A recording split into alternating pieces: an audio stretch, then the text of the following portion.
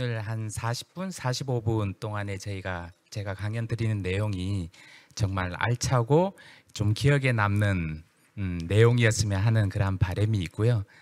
그런 과정 속에서 저도 약간의 부담감을 가지고 왔습니다. 일단 이제 주제는 앞서 말씀드린 것처럼 저희가 그 디지털 금융 인증 산업의 현황과 발전 방향인데요. 사실 이제 그 디지털 금융에서의 인증이라는 부분이 여기 계시는 분들도 일상에서 항상 쓰고 있는 내용이기 때문에 어찌 보면 쉬운 내용일 수도 있습니다. 그래서 사용자 측면에서는 쉬운 내용일 수 있지만 그 해당 인증에 대한 어떤 그 제도적인 배경이나 향후에 어떤 식으로 흘러가고 있는지에 대한 부분은 디지털 금융 인증에 대한 어떤 그 측면에서 한번 알고 계시면 좋으실 것 같고요.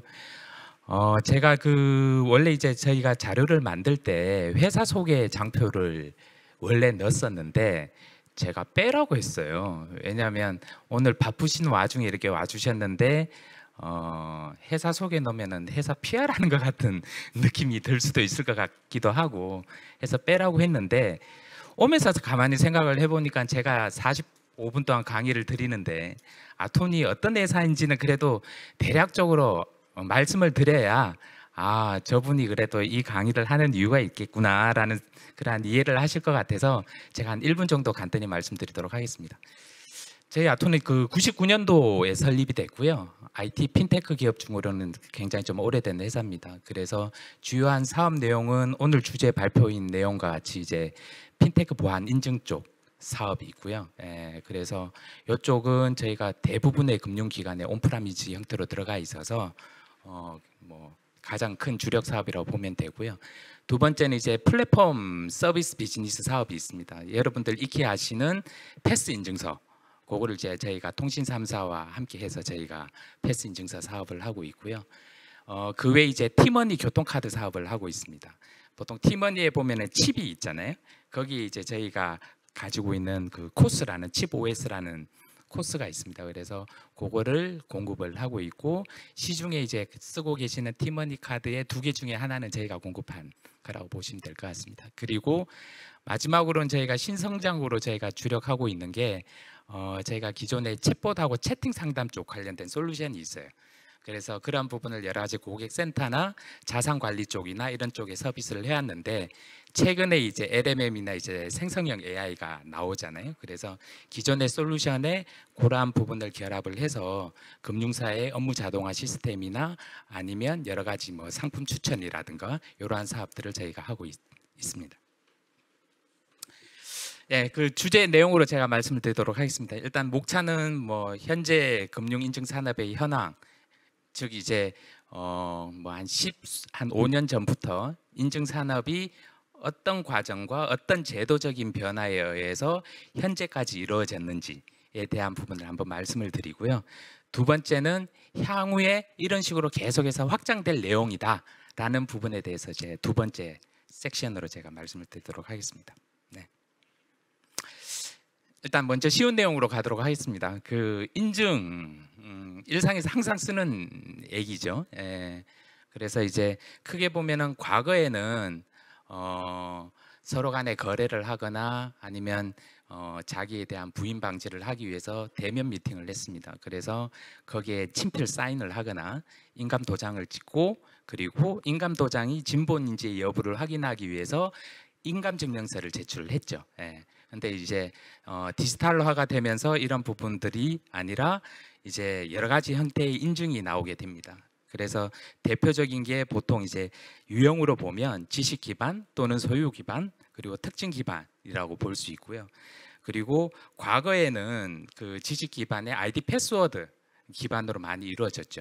그런데 이제 서서히 소유 기반 및 특징 기반으로 바뀌고 있습니다. 그래서 소유 기반은 뭐 OTP가 됐든 아니면 ARS가 됐든 아니면 PKI와 같은 이제 공개 키와 개인 키에 대한 전자 서명이 됐든 이런 쪽으로 이제 많이 흘러가고 있고요. 그리고 최근에는 바이오 생체 인증이 이제 많이 시장에서 이제 뜨고 있습니다. 그래서 지문이나 안면이나 아니면 지정맥 같은 그러한 그 생체 정보 기반의 이제 인증 서비스가 많이 이루어지고 있죠. 인증 시장이 굉장히 많이 성장을 했습니다. 인증 시장을 성장을 하게 된 배경을 좀 말씀을 드리면 여러 가지 사항들이 되게 결부되어 있어요. 가장 중요한 게 사실 법과 제도적인 관점이죠.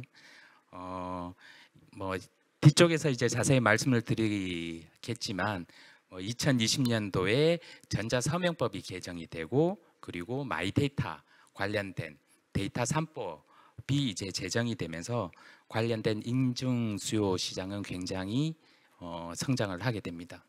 그래서 이제 법과 제도의 관점에서 인증 시장의 성장도 궤를 같이 하고 있다라고 보시면 될 것 같고요.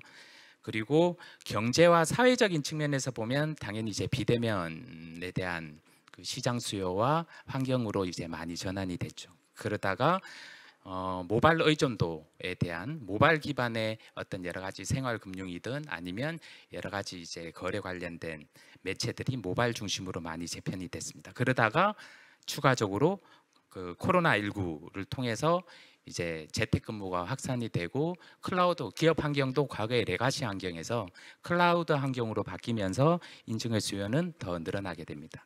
그런데 이러한 그 법과 제도, 경제, 사회 환경의 관점에서 인증이 이제 그 굉장히 중요한 수단으로 떠올랐는데 앞서 말씀드렸던 인증이 굉장히 기술적으로 고도화되고 사용자 측면에서도 굉장히 간편화된 그러한 기술이 굉장히 많이 대두가 됐죠. 그리고 실질적으로 시장에서도 많이 출시가 됐고요. 그래서 이런 측면에서 이제 디지털 트랜스포메이션 환경으로 감에 있어서 인증 및 보안 시장은 굉장히 성장을 했고 앞으로도 계속 발전해 나갈 거다라고 보시면 될 것 같습니다. 그리고 이제 법적 제도적 관점에서 보면 중요한 사항을 저는 6가지를 뽑았어요. 첫 번째는 이제 그 전자금융 감독 개정이 15년도에 있었죠. 여기 계신 분은 아실 겁니다. 15년도 이전에는 금융 거래를 함에 있어 가지고 거래 매체와 보안 매체는 분리되어야 한다는 보안 매체 분리 원칙이 있었어요.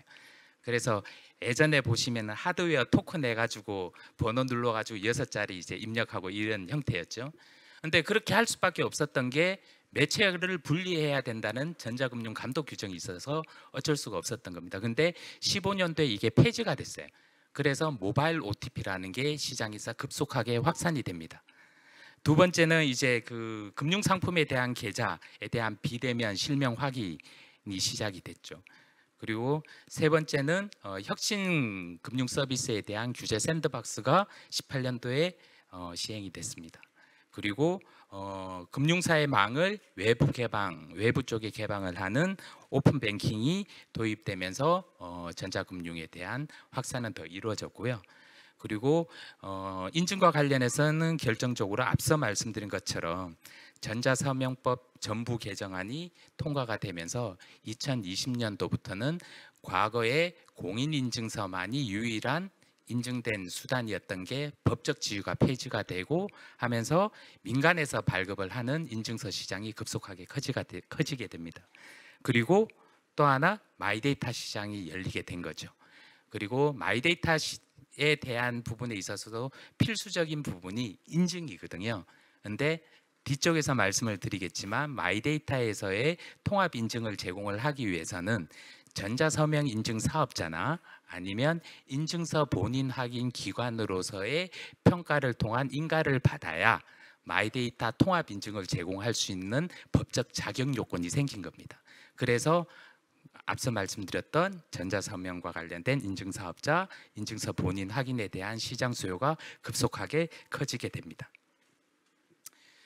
천송이 코트 여러분들 다 아실 겁니다. 2014년도에 이제 굉장히 그 인기를 끌었던 거죠. 그래서 주인공이 이제 천송이 코트를 막 입고 왔는데 이제 이거를 이제 중국이나 전 세계에 계신 분들이 이제 국내 쇼핑몰에서 막 사고 싶었는데 이제 공인인증서 때문에 이제 사지를 못해서 그때 이제 엄청나게 이제 사회적인 이슈화가 됐었죠.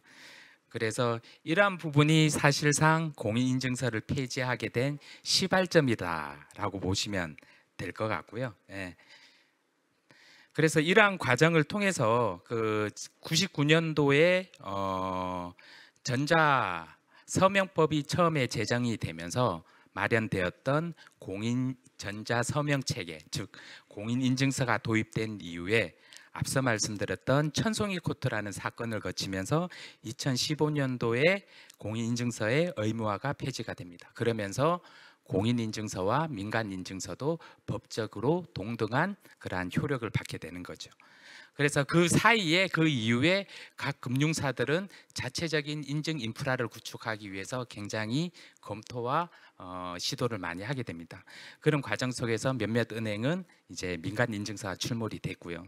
그러다가 2020년도에 공식적으로 공인인증서 의무화가 폐지가 되면서 지금은 민간 인증서로 발급하고 있는 시장이 제가 대충 기억하게 되면 한 50군데 정도 되는 것 같습니다. 그래서 이제 공인인증서 폐지 이후에 이제 전자서명 인증 사업자라는 평가 제도가 시행이 됐죠. 시행이 돼서 2020년도부터 시행이 돼서 2021년도에 신한은행에서 최초로 전자서명 인증 사업자 인증을 인허가를 취득을 하게 됩니다. 그래서 이제 과기정통부의 주관하에 이제 기사가 인정기관으로 이제 최종적으로 이제 그 인정 여부를 판단하게 되고요.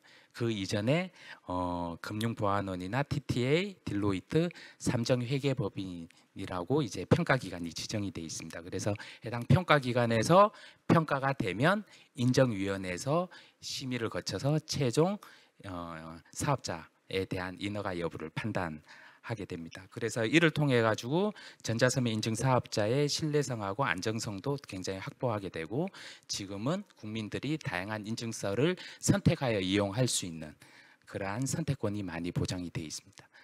근데 이제 그 전자서명 인증 사업자 평가 제도를 이제 인허가를 취득하기 위해서 보안적인 측면에서 굉장히 까다로운 조건을 내걸고 있습니다. 그래서 그 물리적, 기술적, 관리적인 측면에서 굉장히 엄격한 어떤 평가 제도를 시행을 하고 있는데 대표적인 부분이 기존의 인프라와 별개로 인증센터를 구성을 해야 됩니다. 그래서 루트 CA, CA, 뭐 RA 그리고 그 부가 서비스 격실까지 각각으로 별도로 이제 네트워크망이 분리되어 있는 그러한 격실을 구성을 해야 되고 그리고 이제 업무의 독립성 부분 때문에 이쪽 업무를 담당을 하고 있는 기관의 담당자들도 별도로 인사명령을 통해서 타 업무를 겸직하지 못하게끔 그러한 엄격한 독립성이 업무의 독립성을 요구를 하고 있습니다.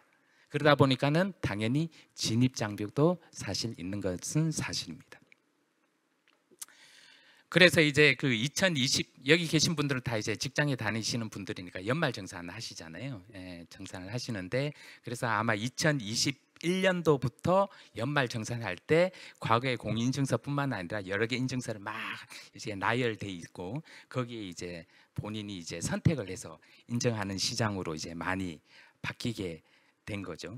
그래서 지금 현재로는 지금 24개의 전자서명 인증 사업자가 있는데 그래서 저희가 통계를 보면 21년도에 이제 처음에 이제 민간 인증서가 어떤 전자서명 인증 사업자의 인허가 취득의 과정을 거치면서 그 연말 정산을 올려봤더니 첫 해에는 그래도 공인 인증서 비중이 월등히 높았어요.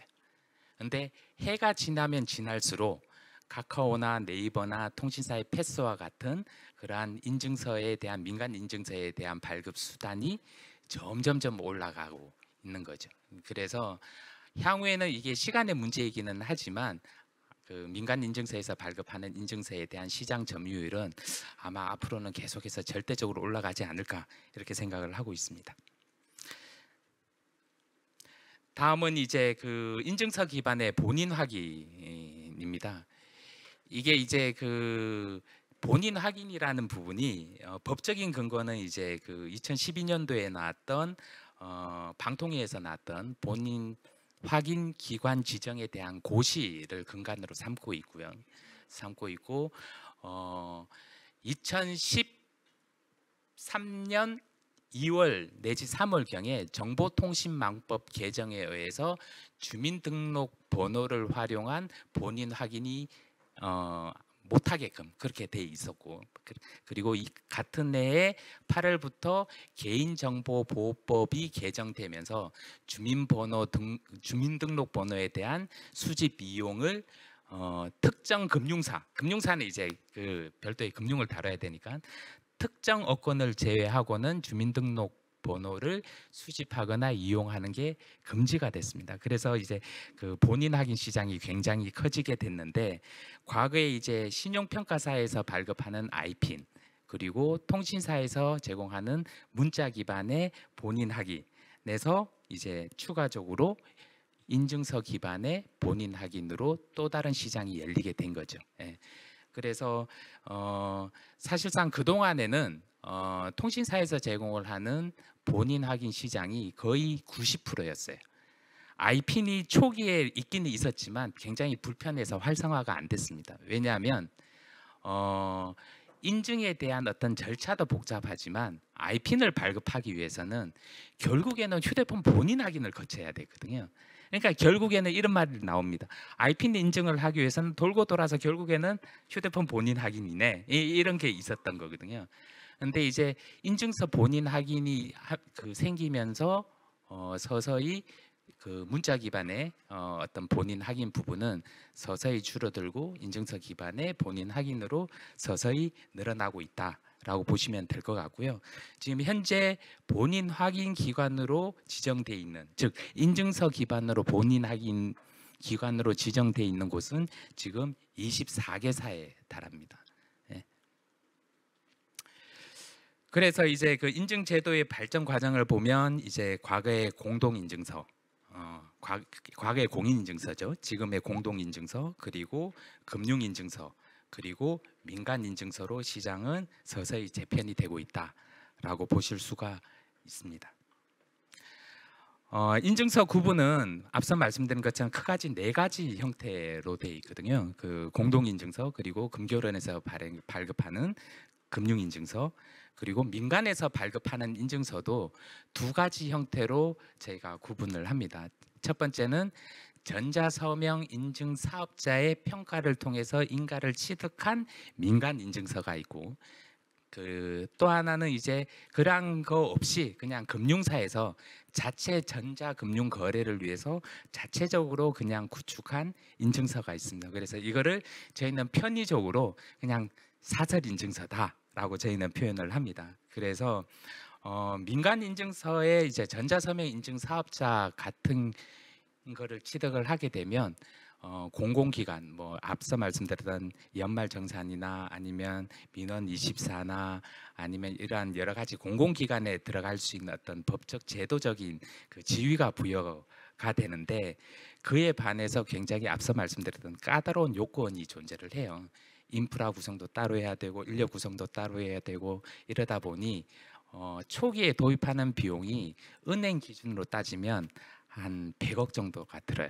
예, 굉장히 많은 비용이 들죠.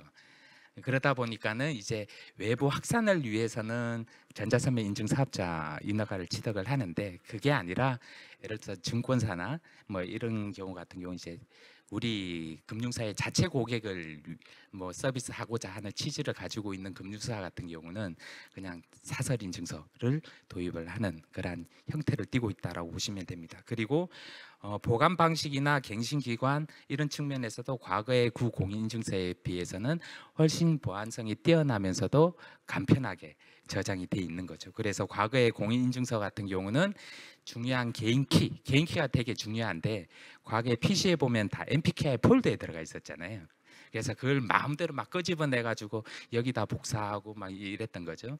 그러면서 이제 여러 가지 사건 사고들이 많이 터졌는데, 요즘 나오는 그러한 민간 인증서나 이런 것들은 보관 방식을 이제 뭐 화이트박스에 저장을 한다거나 아니면 클라우드에 분산 저장을 하거나 뭐 이런 형태로 좀 보안성을 되게 강화한 형태를 띠고 있습니다. 그래서 전자서명 인증 사업자가 지금 현재 기준으로 보면 23개사예요. 예, 굉장히 많습니다. 예, 굉장히 많고요. 크게 보면 이제 공동금융 외에 주로 이제 은행 같은 이제 금융사에서 가 이제 한 축이 있고요. 그리고 이제 빅테크, 네이버, 뭐 카카오, 그리고 삼성패스, 뭐 삼성패스는 빅테크라고 보긴 좀 그러네. 빅테크 쪽에서 이제 하고 있는 그런 그 인증서가 있고, 그 외에 이제 일부 핀테크 사업자들이 이제 그 전자서면 인증 사업자의 지위를 가지고 있습니다. 그리고 실제 이거 계속해서 늘어날 거예요. 왜냐하면 이 23개사 외에 추가적으로 전자서면 인증 사업자를 검토하고 추진하고 있는 기관들이 다수 존재합니다. 그래서 이러한 그 사업자들에 대한 숫자는 앞으로 계속 증가될 거다라고 보고 있습니다. 그래서 이제 인증 부분이 이제 민간 인증서라든가 이제 뭐 이런 부분들이 이제 발급이 늘어나고 이용이 확대되면서 사실 해결해야 될 문제점들도 있어요.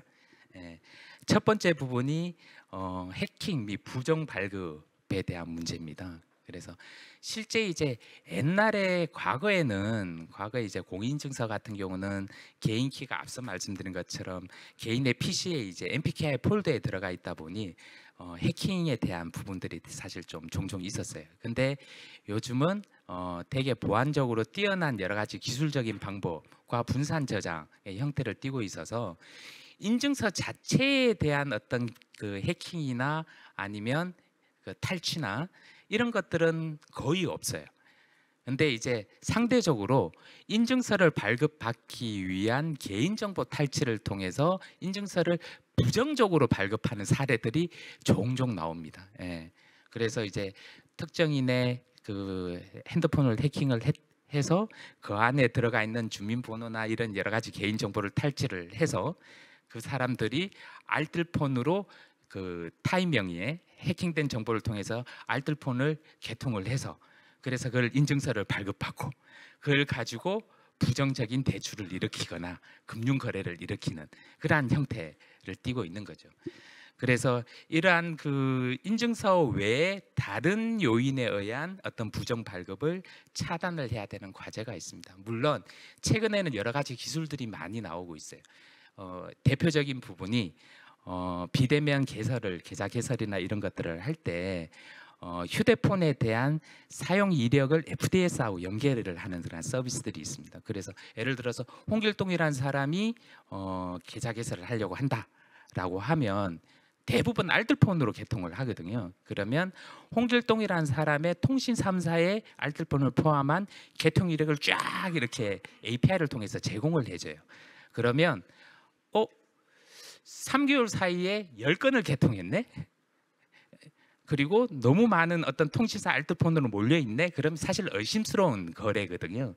그럼 그런 경우에 이제 금융사의 FDS하고 연계를 해서 부정 발급을 차단하는 이러한 서비스들이 있습니다. 그래서 근데 이런 모든 것들이 사실 원천적으로 하나로 모든 것을 다 해결할 수는 없거든요. 그래서 요즘 나오는 게 제로 트러스트라는 얘기들이 많이 나오고 있는 거죠. 그리고 두 번째는 이제 호환성 약화입니다. 앞서 말씀드린 것처럼 이제 민간 인증서가 많이 나오고 하면서 국민들의 어떤 사용에 대한 편의성은 되게 좋아졌는데, 근데 또 상대적으로 인증서가 너무 많다 보니까 여기저기 다닐 때 인증서를 다 발급을 받아야 되고, 그리고 검증을 할 때도 각각의 인증서가 있다 보니 사실 좀 그런 피로감은 좀 있었죠. 그리고 이용기관 입장에서도 과거에는 한두 개 인증서만 연동을 하면 되는데 지금 막 여러 개를 연동을 해야 되니까. 그래서 요즘 나오고 있는 게 이제 키사에서 준비하고 있는 게 이제 디지털 전자서명에 대한 확산센터입니다. 그래서 다수의 민간 인증서에 대한 연동 표준화를 마련을 해서 그를 통합적인 모듈로 제공하는 그런 사업을 지금 진행을 하고 있고요. 그렇게 되면 호환상 약화에 대한 부분은 어느 정도 좀 해소가 되지 않을까 이렇게 생각을 합니다. 그리고 또 하나는 앞서 제가 그 23개의 전자서면 인증 사업자가 있다고 말씀을 드렸는데 거래에 대한 비중을 보면 특정 플랫폼에 대한 의존도가 상당히 높아요. 높아서 이런 부분들은 뭐 좀 해결해야 될 과제가 아닐까라는 생각이 들고요. 그래서 지금 앞서 말씀드렸던 것처럼 이 사업을 하기 위해서는 초기 거의 100억 가까이 되는 돈이 들거든요. 사실 금융사나 빅테크 아니면 투자하기 쉽지 않은 돈입니다. 그래서 그런 쏠림 현상에 대한 부분을 좀 고민해야 될 부분이 있지 않을까 이렇게 생각을 합니다. 다음은 이제 그 디지털 금융 인증에 대해서 어떤 식으로 확산 보급되고 있는지, 그리고 어떤 식으로 추가적으로 성장이 될지에 대한 부분을 한번 살펴보도록 하겠습니다. 앞서 말씀드린 것처럼 인증서 시장도 굉장히 많이 변화되고 있습니다. 과거에는 그냥 이제 사설 인증이라는, 쉽게 말해서 우리의 금융기관의 고객들한테만 제공하기 위한 어떤 사설 인증을 제공을 했었는데, 전자서면 인증 사업자를 통해서 자체 금융 고객뿐만 아니라 대외적인 이용 고객 또는 공공기관에게까지 우리의 고객이 인증서를 쓸 수 있게끔 그렇게 많이 바뀌었고요. 그리고 거기서 이제 추가적으로 또 확장이 된 게 마이데이터 통합 인증이라는 게 열렸습니다. 그러다 보니 인증서 본인 확인에 대한 시장까지 추가적으로 더 열린 거죠. 그리고 최근에는 사업자용 인증서로도 확대되고 있습니다. 과거에 지금까지는 다 개인용 인증서였는데 이게 사업자용 인증서로 확대되고 있습니다. 그동안에는 이제 사업자용 인증서, 즉 개인 사업자가 됐든 법인 사업자가 됐든 사업자용 인증서는 과거 그 기업용 공인 인증서가 독점했던 시장이었거든요. 그런데 지금은 민간 사업자, 앞서 말씀드린 전자서면 인증 사업자들도 사업자용 인증서로 확대하고 있는 그러한 추세로 나타나고 있습니다. 이렇게 되면 보통 이제 사업자용 인증서가 범용으로 발급하기 위해서는 연간 11만 원이 들거든요. 11만 원이 들고, 그리고 용도 제한용으로 하게 되면 뭐 4,400원 이렇게 드는데, 이게 이제 예를 들어서 뭐 상가 임대업을 한다. 그러면 상가가 여러 개가 있을 거잖아요. 그러면 각 상가별로 사업자를 다 발급을 받아야 돼요. 내가 상가를 2개 가지고 있다고 해서 하나의 사업자로 되는 게 아니라 상가마다 이제 임대 사업자를 다 해야 되거든요. 그러면 인증서가 각각으로 또 있어야 되는 거예요. 그래서 근데 이게 이제 그 민간에서 발급하는 사업자용 인증서가 생기면 기존의 사업자용 인증서에 대한 시장 변화는 굉장히 좀 바뀔 거다라는 생각을 저희는 갖고 있습니다. 그리고 이제 그 모바일 OTP 부분인데요. 앞서 말씀드렸던 이제 15년도의 매체 분리 원칙에 의해서 거래 매체와 보안 매체는 분리하지 않아도 된다라는 게 시행이 됐잖아요. 그래서 그러면서 이제 2018년도 200만 건에서 시작을 한 게 굉장히 모바일 OTP가 급속하게 성장을 했습니다. 그래서 여기에 보면은 저희가 저희 회사에서 제공하는 어떤 발급 실적만 기재를 한 건데, 실제 이제 모바일 OTP 쪽에서 하고 있는 게 이제 뭐 금교론에서 하고 있는 디지털 OTP나 또는 아니면 아톤이거든요. 그래서 이제 저희 실적만 보더라도 굉장히 많이 성장을 했습니다. 지금 올해 지금 기준으로 따지면은 5천만 건을 훨씬 아마 넘었을 거예요. 한 6천만 건 정도 예상을 하는데 굉장히 커지고 있습니다. 그래서 모 S은행 같은 경우는 하드웨어 기반의 토큰을 쓰는 비중보다 모바일 OTP를 쓰는 비중이 훨씬 더 이제 지금은 높습니다. 그래서 이러한 형태는 계속해서 가속화될 것으로 그렇게 보이고 있습니다. 그래서 이제 그 민간 연도별로 이제 그 주요 금융사에 민간 인증서를 도입한 현황인데요. 실은 이것보다 훨씬 많습니다. 실질적으로 앞서 말씀드린 것처럼 자체적으로 사설이나 민간 인증서를 도입한 금융사가 거의 지금 한 40개 내지 50개사가 되거든요. 제가 40개, 50개사라는 건 보험 쪽이나 이런 쪽 빼고 실질적인 자금 이체가 활발하게 이루어지는 은행이나 증권이나 아니면 저축은행 기준으로 따지면 한 4, 50개사가 됩니다. 그래서 16년도에 이제 KB국민은행에서 간편 인증이라는 거를 금융권 최초로 이제 사설 인증을 했고, 그래서 나름 많이 쓰셨어요. 그러다가 17년도에 인터넷 전문은행이 생기면서 카카오뱅크 시장이 확 달라졌습니다. 과거에는 이제 공인인증서라는 그런 시장에 되게 매몰돼 있다가 이제 카카오뱅크가 인뱅으로 이제 출연을 하면서 이 과거의 공인인증서가 아니네. 그냥 간단하게 이제 지문만 갖다 대면은 그냥 한 두 스텝으로 끝나네. 이게 사실 다른 금융사에 굉장한 파급 효과를 일으켰거든요. 그러면서 거의 대부분의 금융기관들이 이쪽 시장에 주목을 하게 됩니다. 그래서 그 17년도 이후부터는 은행뿐만 아니라 증권 저축은행에 이르까지 자체적으로 사설 인증 시스템을 내줘야 하는 그런 방향으로 굉장히 급격하게 선회를 하게 됩니다. 그리고 그에 따라서 시장도 굉장히 많이 커졌고요. 예. 그리고 다음은 이제 그 클라우드하고 AI 기술 그리고 망분리 규제가 개선이 되지 않습니까? 그래서 거기에 따라서 디지털 금융에 대한 인증 수요는 훨씬 더 증가할 것으로 봅니다. 첫 번째로 이제 클라우드하고 이제 AI 기술 확산 부분인데요. 지난달에 이제 그 금융사의 망분리 규제 개선 로드맵이 발표가 됐죠. 그렇게 되면 클라우드 이용 환경이 더 늘어날 거고 거기에 따라서 인증 시장은 더 커질 것으로 저희는 생각을 합니다. 그리고 금융사의 내부 통제 강화 또 있죠. 그래서 제가 알기로는 금년도까지 이제 그 주요 시중은행은 내부 통제를 하기 위한 그러한 기반을 다 마련을 하라라고 정부에서 공고를 한 걸로 제가 알고 있습니다. 그리고 뒤쪽에서 자세히 말씀을 드리겠지만 인증 방식도 굉장히 확장될 겁니다.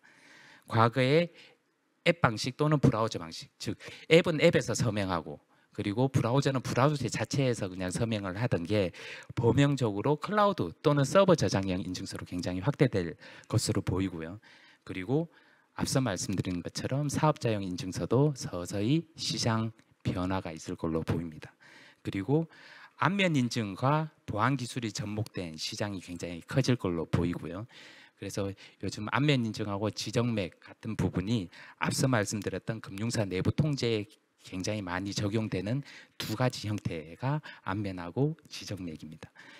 그리고 또 하나는 이제 그 모바일하고 태블릿뿐만 아니라 키오스크로도 시장이 확대될 걸로 보이고요. 인증 부분이 실제 이제 모 은행 같은 경우는 디지털 창구라고 해서 지점에 키오스크를 갖다 내고 금융 거래를 할 때 안면 인증을 통해서 금융 거래를 하는 게 실질적으로 이루어지고 있습니다. 그리고 금융하고 그 외 이제 공공 분야로도 안면 인증이 확대될 예정으로 보고 있습니다.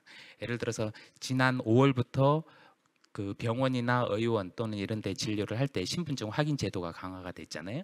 그렇게 되면은 매번 신분증을 제출하는 게 아니라 신분증에 대한 부분 한번 등록해 놓으면 다음에 진료를 받을 때는 그냥 안면 인증으로 그냥 끝나는 그러한 시장으로 아마 커질 것으로 생각을 합니다.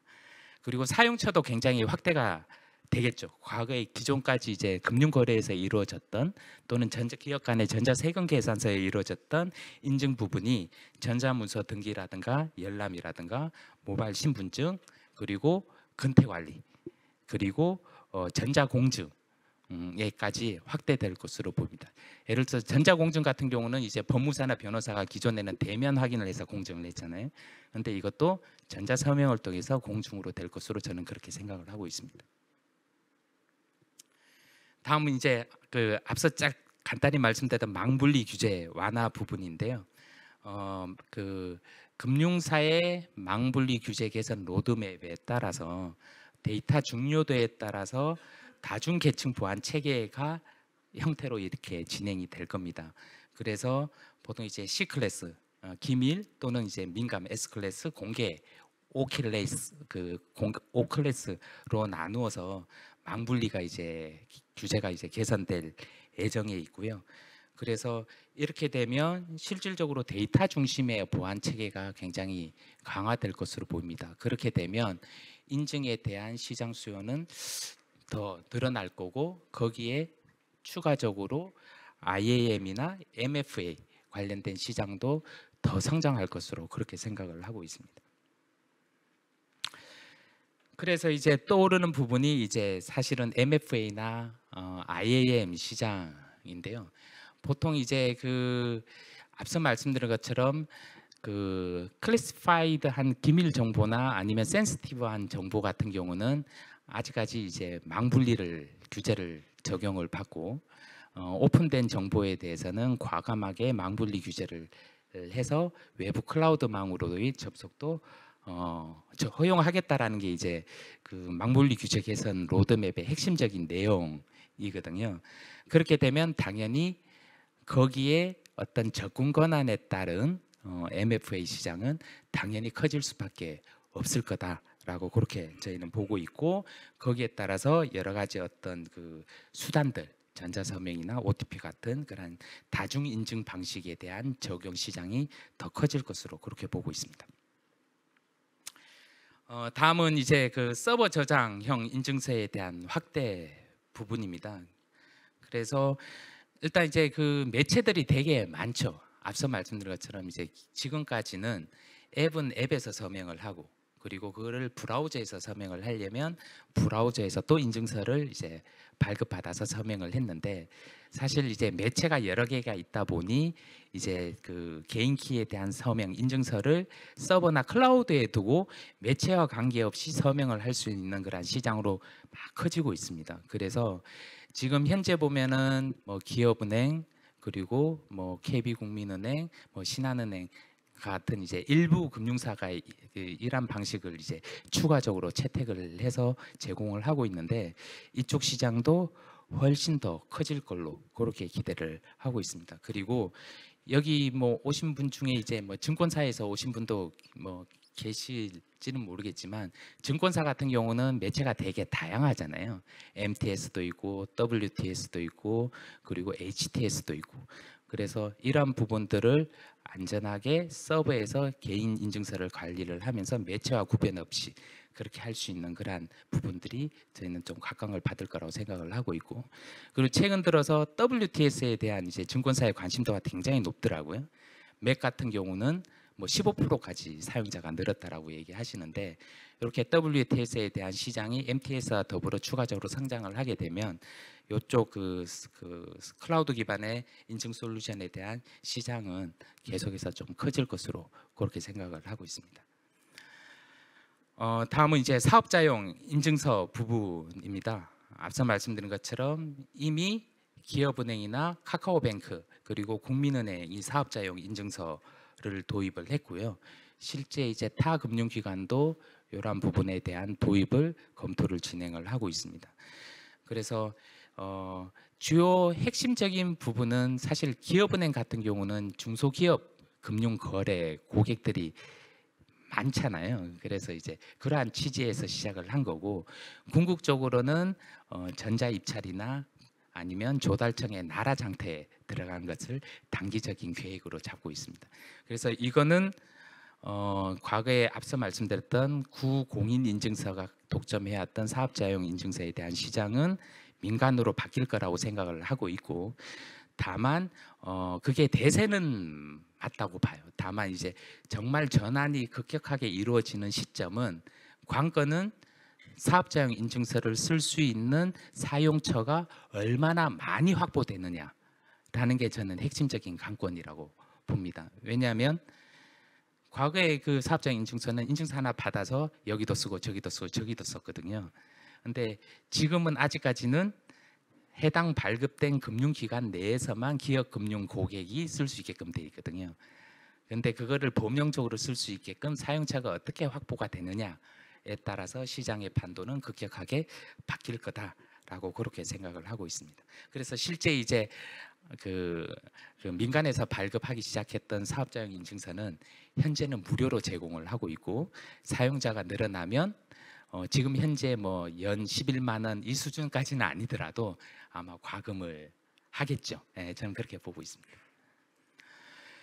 다음은 이제 모바일 신분증 확대 부분입니다. 모바일 신분증도 굉장히 많이 이제 확대가 되고 있죠. 예, 그래서 모바일 신분증이 확대가 되면서 또 추가적으로 인증이 이제 또 수반할 수밖에 없는데요. 모바일 신분증은 21년도에 이제 공무원증으로 시범 시작을 했습니다. 그러다가 운전면허증, 국가보훈증, 국가보훈등록증, 과거에 이제 유공자증이라고 하죠. 지금은 이제 국가보훈증으로 바뀌었는데 이렇게 시행을 했고, 올해 주민등록증과 재외국민증 그리고 외국인 등록증으로 확대 시행을 진행을 하고 있습니다. 행안부 중안에서 지금 하고 있고요.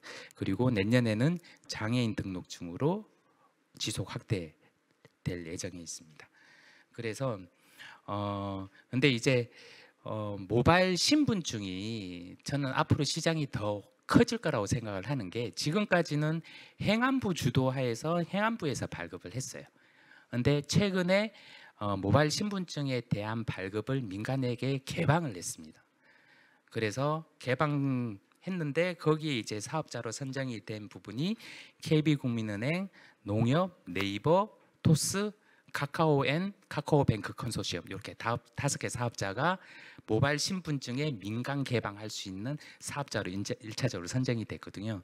이렇게 되면 앞서 전자서명 인증에 대한 시장이 굉장히 급속하게 성장이 된 것처럼 모바일 신분증을 통한 어떤 시장도 굉장히 커질 걸로 그렇게 보고 있습니다. 보고 있고, 이러한 모바일 신분증 부분은 신분증 부분은 그 지금 현재 여기 말씀드렸던 이제 운전면허증이나 아니면 뭐 주민등록증이나 이거를 뛰어넘어서 저는 개인적으로 보면 여러 협회나 이런 단체들 있잖아요. 뭐 한국 개총이 됐든 아니면 뭐 어떤 단체가 됐든 그런 그 협회나 단체의 회원증에 대한 신분증을 모바일로 확산하는 형태로도 저는 시장이 확대되지 않을까 그렇게 생각을 하고 있습니다.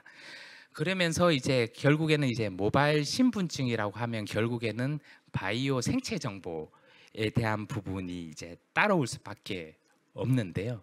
그러다 보니까는 이제 그 바이오 생체 정보를 저장하는 방식에 대한 시장도 저희는 이제 또 다르게 이제 또 여러 가지 기술이 나올 걸로 그렇게 보고 있습니다. 그래서 지금 현재 같은 경우는 서버 대 서버, 그러니까 바이오 생체 정보를 뭐 예를 들어서 안면이다 그러면 얼굴의 특장점에 대한 그런 생체 정보를 분산 저장하게끔 돼 있거든요. 근데 이제 서버 대 서버로 분산하게끔 돼 있는데, 근데 이제 서버 대 서버라는 부분이 단순히 그냥 서버 2대 갖다 놓고 그냥 분산을 하는 게 아니라 레가시 클라우드 형태나 아니면 서버 대 제3기관의 서버 이런 식으로 돼 있거든요, 가이드가. 그러다 보니까는 분산 저장에 대한 여러 가지 어떤 속도 문제라든가 아니면 이런 부분들이 있어서, 그리고 또 하나는 금융사들이 고객의 바이오 생체 정보를 가지고 싶어 하지 않아 하십니다. 그래서 그 요즘 나오는 게 서버하고 클라우드에 분산하는 방식, 즉 그 개인의 생체 정보의 반은 고객이 갖고 있는 거죠. 그래서 예를 들어서 화이트박스 기반을 이용을 해서 고객의 클라이언트의 생체 정보를 반을 저장을 한다거나 이런 형태로 또 지금 요즘 시장에서 활발하게 논의가 이루어지고 있고요. 그리고 인증서도 굉장히 발급이 확대될 예정이 있습니다. 참고로 재외 국민에 대한 인증서 발급도 5개 사업자가 선정이 됐습니다. 그래서 재외 국민들도 인증서를 발급할 수 있는 기회가 열렸고요. 지금 현재 KB, 신한, 우리, 하나, 토스인가요? 네, 이렇게 지금 5개 사업자가 선정이 돼서 인증 시장은 계속해서 커질 걸로 그렇게 보고 있습니다. 제 시간이 거의 다 짧게 이제 다 마무리 마지막 장인 것 같고요. 비대면 본인 확인 시장에 따라서 안면 인증 시장에 대한 수요도 굉장히 커지는 거는 뭐 기정사실인 것 같습니다. 그래서 실제 이제 금년도 3월 달에 이제 비대면 실명 확인 가이드라인이 개편이 되면서 보이스 피싱 피해 방지를 위해서 안면 인증 같은 고도화된 이제 실명 확인에 대한 기술 권고를 이미 정부 기관에서 했고요. 그리고 실제 이제 해외 같은 경우에는 한 예로 이제 베트남 같은 경우에는 올해 7월부터 1,000만 동, 그러니까 우리나라 돈으로 이제 환산을 하면 55만 원 같은 그 1,000만 동 이상 금융 거래할 때는 반드시 생체 인증을 의무화하게끔 되어 있습니다. 그래서 서서히 생체 인증에 대한 시장 확산은 국내뿐만 아니라 글로벌리하게도 계속해서 확대될 것으로 그렇게 기대를 하고 있습니다. 제가 조금 약간 초과한 것 같은데요. 예. 이상 제가 그 준비한 자료는 여기까지입니다. 예. 네, 오늘 큰 박수 부탁드리겠습니다. 네, 감사합니다. 그리고 사전 질의 저희가 받은 게 있는데, 먼저 인증 절차가 금융 접근성을 저해하는 측면에 대한 보완 방법은 어떤 것이 있을까요? 이게 그 인증 절차라는 부분이 금융적 이게 그 단순히 이제 인증만 하는 절차, 아까 제가 서두에 그 내용 중에 말씀을 드렸지만 인증서 자체에 대한 어떤 해킹이나 뭐 예를 들어서 부인 방지가 무너졌다거나 이런 사례는 거의 없거든요. 근데 앞서 말씀드렸던 이제 인증서를 부정 발급받기 위한 여러 가지 어떤 개인정보 해킹을 통해서 부정 발급받기 위한 것들이 사실 문제라고 저는 봅니다. 그러다 보니까 이제 부정 발급을 받는 거를 미연에 방지하기 위한 절차도 사실 어찌 보면은 이제 금융 접근성이라고 볼 수 있지 않을까 이렇게 생각은 드는데, 지금 현재 보면은 이제 그 정부기관에서 공고하고 있는 부분이 크게 한 5가지, 지금 말씀드린 5가지 중에 2개를 반드시 하게끔 공고를 하고 있어요. 첫 번째 이제 비대면 실명 확인을 해라. 두 번째는 영상 통화를 해라. 세 번째는 그 접근 보안 매체와 같은 뭐 OTP라든가 이런 것들을 해라. 그리고 역계좌 이체, 보통 이런 이체 많이 하시잖아요. 예, 그걸 해라. 또는 바이오 생체 정보 같은 거를 해라. 그러다 보니까 이제 5가지 중에 이제 2가지는 반드시 하게끔 공고를 하고 있습니다. 그래서 이런 부분들은 이제 사실상 아직까지 여러 가지 부정 사례 발급을 하거나 이런 것들을 봤을 때는 이러한 절차를 해소하기는 굉장히 쉽지 않을 것 같고요. 다만 이제 금융사에서 이런 형태는 띄고 있어요. 예를 들어서 인증서를 발급을 하거나 아니면 보안 매체를 발급을 받을 때 비대면 실명 확인을 거치거든요. 근데 이제 각각으로 또 비대면 실명 확인 거치고 이것도 거치고 하면은 좀 번거롭잖아요. 그래서 하나의 여러 가지 수단을 발급을 받을 때 그냥 하나의 비대면 실명 확인해서 이것도 발급시키고 저거 발급시키고 뭐 이런 형태는 뭐 띄고 있습니다. 그래서 아직까지는 결론은 이제 인증서에 대한 어떤 절차상의 접근성 부분은 굉장히 많이 간소화됐지만, 인증서를 부정 발급받기 위한 사전에 방지하기 위한 어떤 절차 부분은 당분간은 좀 더 뭐 기술적으로 개념적으로는 줄일 수 있지만 여러 가지 상황을 봤을 때는 좀 더 유지되지 않을까 그렇게 생각합니다. 네, 감사합니다. 두 번째로 그 패스 인증서에 모바일 여권을 담을 수 있는 시기가 올까요? 라는 질문이 있었습니다. 그 여권은 사실 주민등록증이나 운전면허증은 그냥 우리나라에서 그냥 발급을 하는 거잖아요. 근데 이제 모바일 여권은 이제 국제 표준에서 전 세계적으로 유일하게 통용되는 이제 신분증이라 제가 보기에는 이제 뭐 특정 국가에서만 한다고 해서 이제 효력을 띨 것 같지는 않고, 그리고 실제 이제 패스 같은 경우에는 모바일 운전면허증하고 주민등록증 확인 서비스가 들어가 있거든요. 그래서 이거는 국제 표준이나 여러 그런 내용들이 이제 적용이 되면 뭐 앞서 제가 국내 모바일 신분증이 민간 개방 5개사에 1차적으로 개방된 것처럼 당연히 그런 절차를 거치게 되면 그렇게 되지 않을까 그렇게 생각을 합니다. 참고로 뭐 인천공항 가거나 할 때 스마트 패스는 이미 민간에 개방돼 있는 상황이에요. 이거 찍고 그냥 통과하는. 예. 그래서 모바일 여권은 전 세계적인 어떤 그런 흐름을 좀 봐야 되지 않을까 그렇게 생각합니다. 그 다음으로 예금 토큰 CBDC가 활용되는 미래의 디지털 금융 인증 산업 변화에 대한 대표님의 의견이 궁금합니다.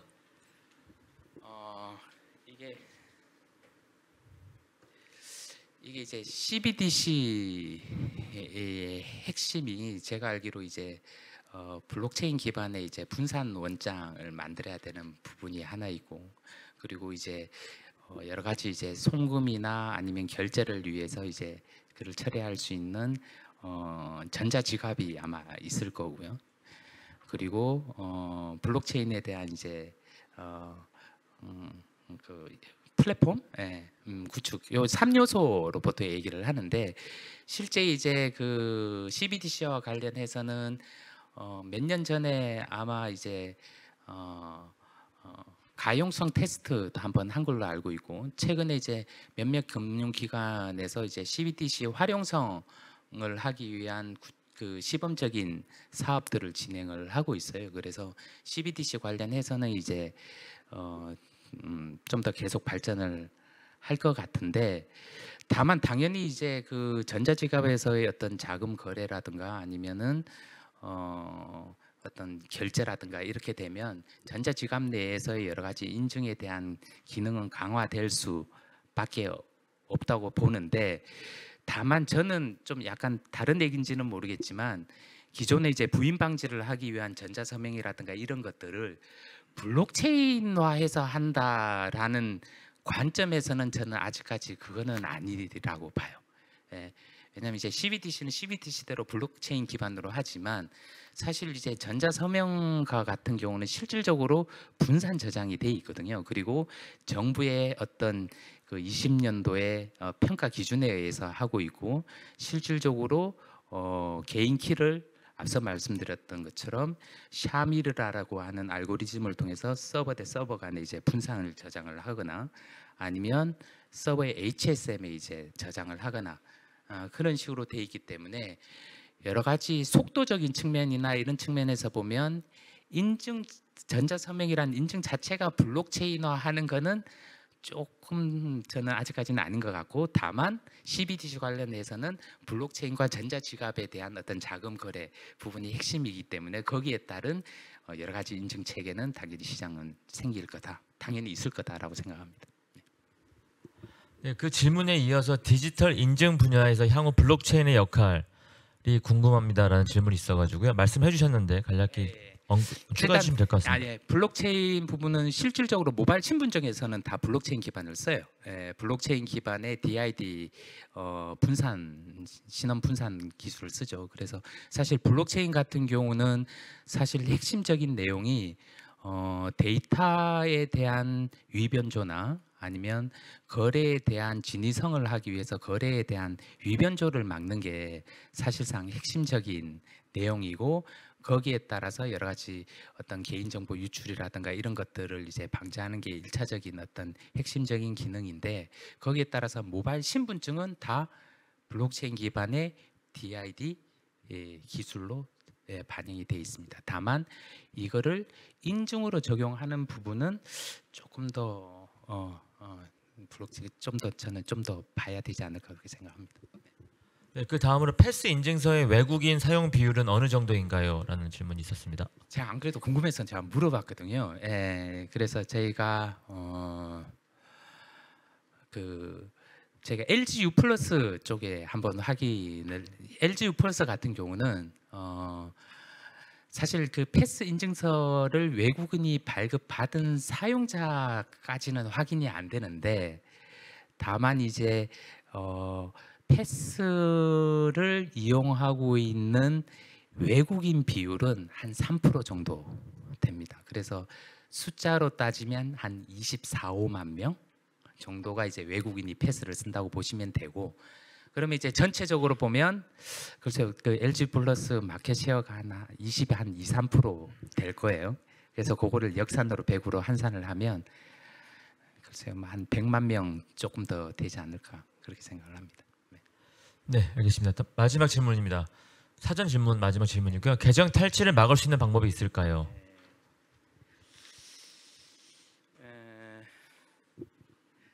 사실 그 계정 탈취는 사실상 이제 대표적인 게 이제 스미싱이나 이제 피싱 뭐 이런 거죠. 예. 그래서 이제 실제 그 앞서 말씀드렸던 이제 여러 가지 해킹이라든가 이런 보안적인 기술이 나오고 있기 때문에 그거를 어떻게 합리적으로 뭐 FDS나 이런 거 연계해서 하느냐가 되게 중요한데 근데 사실 흐름은 이렇습니다. 그래서 패스워드 리스 얘기 많이 들어보셨을 거예요. 그래서 패스워드가 없는 형태로는 많이 바뀌고 있습니다. 대표적으로 이제 뭐 구글 같은 경우도 액세스 토큰 액세스 키를 이용해서 이제 로그인 처리를 하고 있고 뭐 최근에 이제 SKT나 통신사에서도 패스키를 통해서 이제 여러 가지 계정에 대한 접근을 하는 형태로 많이 이루어지고 또는 이제 여러 가지 안면이라든가 이런 것들 바이오 생체 정보를 활용하고 있기 때문에 계정 탈취에 대한 부분은 현재는 그러한 형태로 지금 가고 있다라고 보시면 될 것 같습니다. 네. 네, 감사합니다. 그러면 이제 현장 질문 받을 수 있도록 하겠습니다. 혹시 질문 네. 앞에 검은 옷 입으신 분께 마이크 좀 전달 부탁드리겠습니다. 네, 짧게 해주시면 되겠습니다. 미래는 안면 인식 그 인증 방법과 다른 인증 기술이 결합돼서 쓰일 거라고 예측을 하셨잖아요. 근데 이 성형 수술하거나 살이 갑자기 많이 쪄서 그 뭐 한 12kg가 불어갖고 얼굴 모습이 바뀌어요. 그 저도 우리은행에서 이미 그 안면 인증은 활용을 하는 걸로 아는데 그거 저 오류 날 확률은 없습니까? 안면 인증은 저 사람이 얼굴이 이렇게 생겼어 그걸로 인증하는 게 아니고요. 사람의 안면의 특장점을 기록을 해서 저장을 합니다. 예를 들어서 눈썹과 눈 사이의 거리가 어느 정도 되는지, 안중 간의 거리는 어떻게 되는지, 눈과 눈 사이의 거리는 어떻게 되는지, 뭐 이러한 여러 가지 사람의 특장점을 가지고 그거를 이제 생체 정보화로 저장해서 하는 거거든요. 그래서 살이 찐다고 해서 안중이 바뀌고 그러지는 않지 않습니까? 그래서 그러한 부분은 이제 문제가 안 되는데, 다만 이제 안면 인증을 적용을 할 때 안티 스푸핑이라는 기술을 적용을 합니다. 그래서 요즘 딥페이크라든가 이런 얘기들이 되게 많이 나오잖아요. 안티 스푸핑이 뭐냐면 이제 특장점에 대해서 얼마나 까다롭게 이제 스푸핑에 대한 어떤 그걸 추출을 했느냐라는 건데, 그래서 지금 그걸 너무 강하게 적용을 하면 실은 이제 실패율이 또 있을 수밖에 없거든요. 그래서 여러 가지 어떤 기술적인 시도에 따라서 문제가 되지 않는 형태로 여러 가지 POC를 거치면서 그런 식으로 하고 있다라고 보시면 될 것 같습니다. 네, 좋습니다.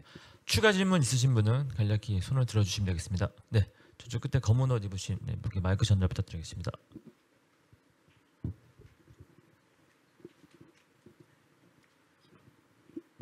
예, 감사합니다. 잘 들었습니다. 결국 그 사용자 입장에선 그 프라이빗 키 관리를 어떻게 하는지가 사실상 굉장히 중요한데요. 네. 아까 말씀하신 대로 뭐 클라우드에 이제 저장하는 방식으로 나간다고 하는데, 그러면은 또 저희가 걱정되는 건, 그럼 과연 클라우드는 우리가 안심할 만한 보안 수준을 제공하고 있는지를 이제 어떻게 확인할 수 있는지, 이제 그게, 그리고 또 클라우드 같은 곳에 보관한다고 하면은 이건 사고가 한 번 터지면 한 사람의 개인 정보가 유출되는 게 아니라 뭐 수백만, 뭐 혹은 그 클라우드에 저장돼 있는 모든 사람의 그 정보, 그러니까 프라이빗 키가 탈취될 수도 있다는 위험도 있는데, 뭐 여기에 대해서 어떤 그 좀 표준이나 혹은 뭐 규제라든지 하는 것이 이루어져 있는지. 그다음에 또 하나만 더 드릴게요. 이건 굉장히 간단한 건데, 이제 많은 사람들이 이제 MFA, 그러니까 Multi-Factor Authentication을 쓰는 것이 이제 훨씬 더 안전하다라고 하는데, 뭐 실제 사용자 입장에서는 굉장히 불편한 점도 많고 해서 그걸 잘 사용하지 않고 있는데, 좀 어떻게 좀 그 Multi-Factor Authentication을 좀 강화할 수 있는 방향으로 어떻게 좀 그 나갈 수 있는 뭐 연구라든지 어떤 움직임 같은 것이 있는지 좀 알고 싶습니다. 일단 이제 개인 키에 대한 클라우드 부분은 사실 그 퍼블릭 클라우드가 아닙니다. 그래서 보통 이제 통칭적으로 요즘 금융사들이 그 프라이빗한 클라우드를 쓰거나 하는 경우가 있어서, 또는 이제 IDC의 이제 서버 두 가지 형태겠죠. 그다음에 통칭적으로 그냥 클라우드 인증서라고 하시는 분도 계시고, 그리고 서버 저장형 인증서라고 하시는 분들도 계시는데, 엄밀하게 따지면 퍼블릭 클라우드는 아니다라는 걸 제가 일단 먼저 말씀을 드리고요. 그리고 이제 앞서 말씀드렸지만 전자서명 인증 사업자 같은 경우에는 엄격한 그러한 기준에 따라서 인증센터, 그러니까 이제 인증센터를 별도의 기존과 네트워크로 분리되어 있고, 그리고 격실도 다 분리되어 있어야 되고, 그리고 격실마다 빗살무늬 형태로 다 외부에서는 안에 못 볼 수 있게끔 그렇게 해야 되고, 소위 말해서 뭐 이런 얘기도 합니다. 지진이 나더라도 핵폭탄이 터져도 여기는 안전해야 된다. 뭐 심지어 이런 얘기를 하는데, 굉장히 이제 여러 가지 인프라나 어떤 물리적 환경이 되게 까다롭게 잘 그렇게 요건이 까다로워요. 그래서 이제 그러한 부분이, 그리고 업무의 독립성도 있고요. 거기 이제 업무에 관여하는 사람은 그 타 업무에 겸직이 안 되게끔 그렇게 돼 있습니다. 그래서 그러한 기술적인 물리적인 그런 관점이 하나 있고요. 거기에 개인 키가 또 분산 저장하게끔 돼 있습니다. 그래서 개인 키에 대한 부분은 안전하게 저장 관리된다고 보시면 될 것 같고요. 그리고 서버 저장용 아닌 경우에도 요즘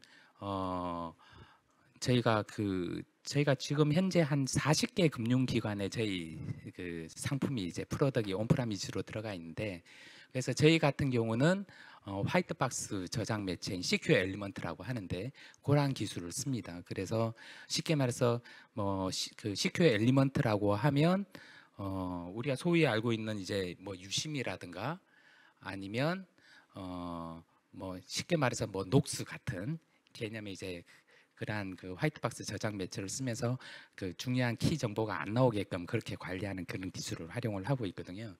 그래서 그러한 측면에서 개인 키는 안전하게 관리되고 있다라고 저는 보고 있습니다. 지금까지 관련해서 그러한 사건 사고들이 있지는 않았고요. 다만 앞서 말씀드린 것처럼 타 정보 유출, 해킹을 통해서 부정 발급받는 그러한 케이스가 종종 있는 부분은 사실상 해결해야 될 과제이긴 합니다. 그리고 MFA 강화 쪽 관련해서는 그 저희 같은 경우는 이렇습니다. 그 예를 들어서 안면 인증에 MFA는 강화를 해야 되지만 거기에 따라서 여러 가지 어떤 절차가 많아지면 사용자가 또 불편할 수밖에 없잖아요. 그래서 저희가 하고 있는 부분은 예를 들어서 사용자 인증을 할 때 안면을 할 때 같이 OTP를 이제 MFA에 결합시켜서 사용자는 하나의 그러한 인증 수단으로 백단에서 돌리게끔 한다거나 아니면 자동 입력하는 방식을 통해서 수동으로 입력하지 않고 자동적으로 입력할 수 있는 그러한 방식으로 제공한다거나 이런 측면으로 저희는 지금 실제 제공을 하고 있습니다. 네, 그럼 마지막 질문으로 마지막 질문을 하도록 하겠습니다. 네. 지금 시간이 좀 부족해서 마지막 질문하고 네트워킹 세션으로 넘어가도록 하겠습니다. 다른 건 아니고 지금 저희 그 국내에서는 인증서명 관련해서 개방되고 해도 상관없는데 역외 거래, 특히 이제 신용 거래 같은 경우에 해외에서 거래를 하면 국내에 있는 카드나 은행은 무조건 승인할 수밖에 없잖아요. 그래서 그 이제 역외관 거래에 있어서 나도 모르게 승인이 됐는데 카드사는 받을 수밖에 없고 사용자는 나는 이건 내 거 아니다.